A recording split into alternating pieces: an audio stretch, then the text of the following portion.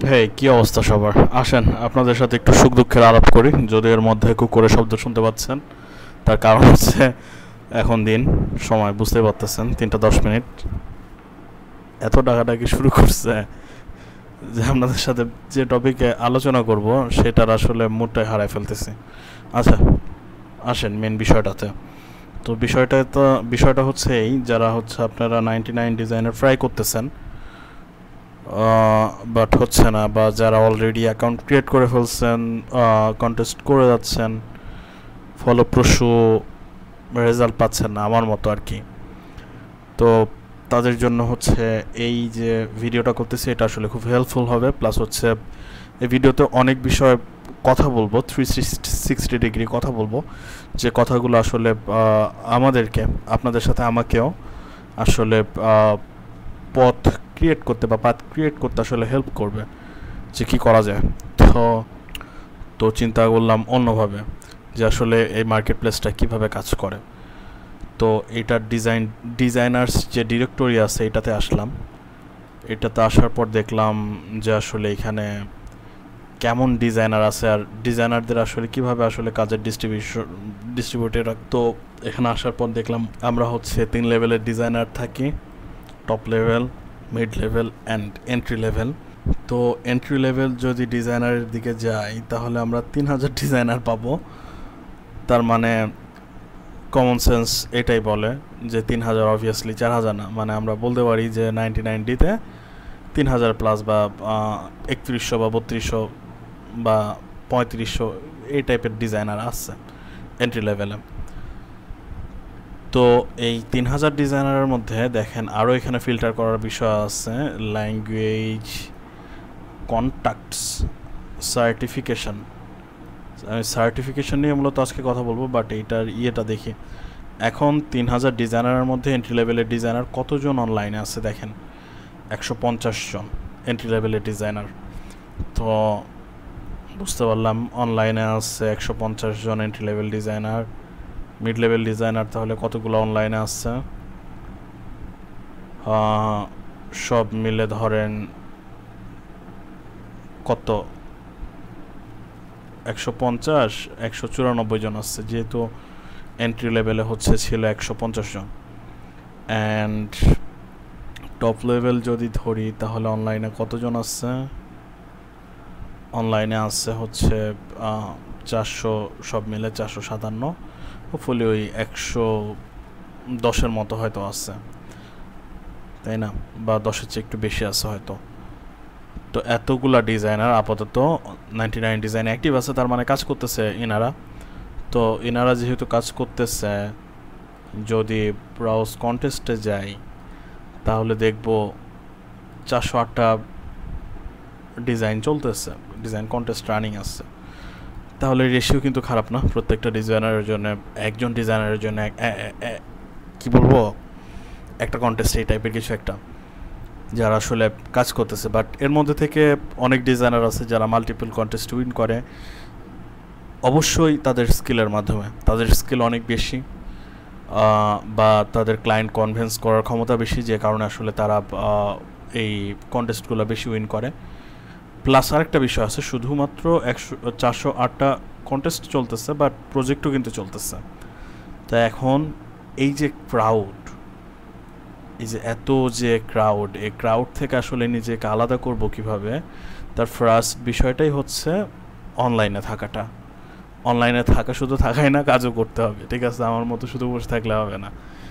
আর তার মানে এই না যে আমি শুধু বসে আছি, আমারও কাজ চলতেছে। 2-1টা কন্টেস্ট চলে, আপনারা জানেনও যে এন্ট্রি লেভেল ডিজাইনাররা আসলে 28 দিনে 15টার বেশি কন্টেস্ট করতে পারে না এই প্ল্যাটফর্মে। তো এখন আসেন এইখান থেকে আসলে নিজেকে আরও কীভাবে আলাদা করা যায় এই ক্রাইটেরিয়াগুলো দেখি বা বুঝি। তো আমি মূলত কাজ করতাম ফার্স্টে, আমার জার্নি, প্রফেশনাল জার্নি শুরু হয়েছিল web and app design, which means UI UX design. এইটাতে যদি আসি তাহলে দেখব 287 জন সার্ভ করতেছে এই পারপাস। তো খারাপ না, ভালো। তার সাথে সাথে আমি আবার এই যে এই ক্যাটাগরিতেও কাজ শুরু করছি, এখন দেখেন দুইটা ক্যাটাগরি যখন মিক্স করতেছি বেশি হয়ে যাচ্ছে।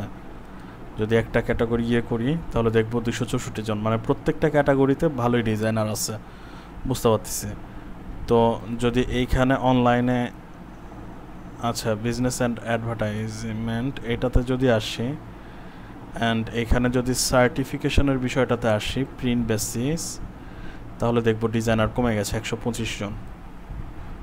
বুঝতে পারতেছেন বিষয়? হোপফুলি বুঝতে পারতেছেন। তো আসলে এই ক্রাউড থেকে কীভাবে আলাদা করব? অবভিয়াসলি ফার্স্ট অফ অল আপনাদেরকে করতে হবে, স্কিল গ্যাদার করতে হবে। যেমন আসলে ডিজাইন বলতে কি, ডিজাইন বলতে শুধু টুলসই বোঝায় এরকম না, যে ডিজাইন বলতে আমাকে ফটোশপ ভালো মতো পারতে হবে, ইলাস্ট্রেটর পারতে হবে। That's not the right thing. The right thing is designs মানেটা কি আসলে? ডিজাইন মানে যে একটা planning, it's one kind of visual language.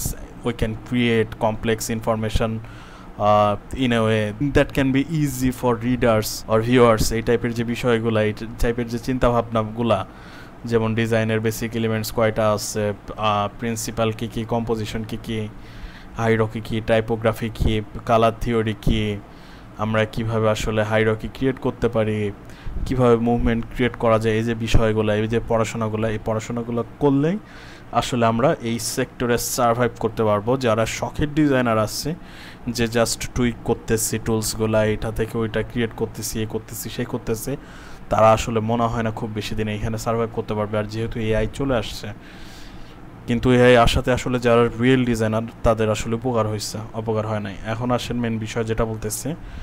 তো আমার এখন যেহেতু 2-1 মাস ধরে কোনো কাজ নেই, আমার অ্যাচিভমেন্টের কোনো একটা বিষয় দরকার, যে কারণে আমি চিন্তা করতেছি যে আসলে আমার যে এখানে যে সার্টিফিকেশনসগুলো আছে, এই সার্টিফিকেশনসগুলো নিতে হবে। তো এখানে কোন কোন সার্টিফিকেশনস নেওয়া যায় আর এই বিষয়গুলো কি, আমি পরবর্তীতে হয়তো আসলে আরও ভিডিও করব বা আমার প্রসেসগুলো রেকর্ড করে আপনাদের সাথে শেয়ার করব।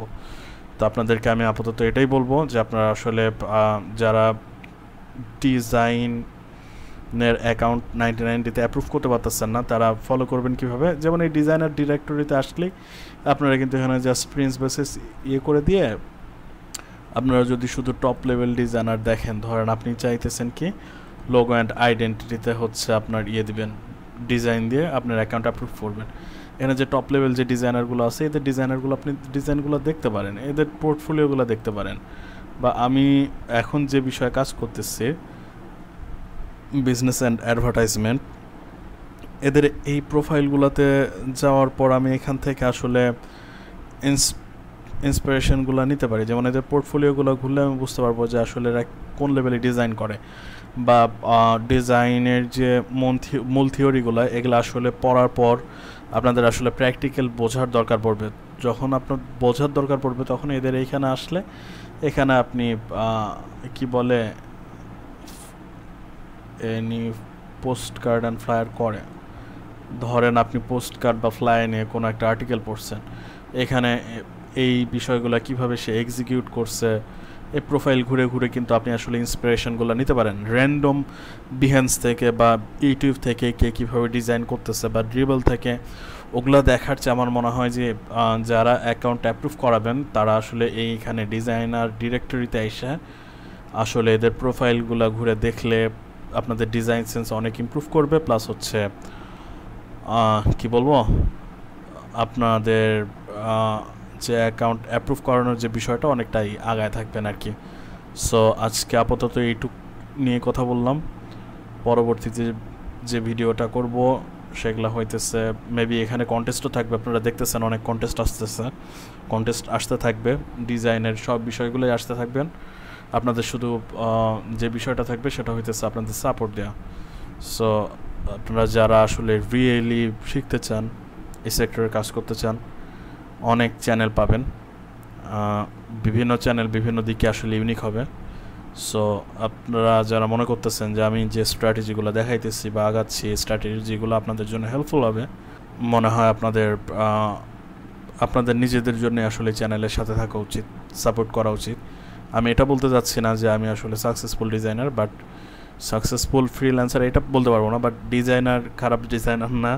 আর আর্নিংয়ের বিষয় বলতে গেলে এই 1 বছরে এই 9 মাসে 1600, 1700, 1800 হয়ে গেছে। আপনারা এটা নিয়ে আমার ব্লেম করতে পারবেন না যে কোনো ডলার ইনকাম করা নাই, আপনাদের এসে বক্তৃতা মেরা যাচ্ছে, বিষয়টা এরকম না।